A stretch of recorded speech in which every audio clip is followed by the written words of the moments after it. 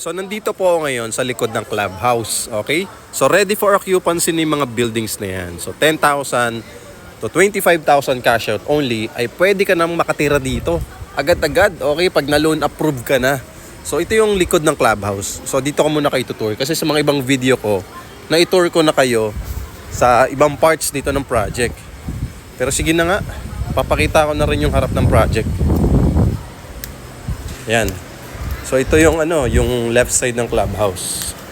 Okay, yung meron tayong coffee shop. Tapos meron po tayong Alphamart dito. So ito po yung mismong amenity area natin. Meron tayong children's playground, outdoor gym, tapos may basketball court na dalawa, open space at pet friendly po dito. Ayun, may mga pets oh, di ba? So kung interested po kayo dito, just follow me and message me para makahabol po kayo sa promo. 10,000 to 25,000 cash out only.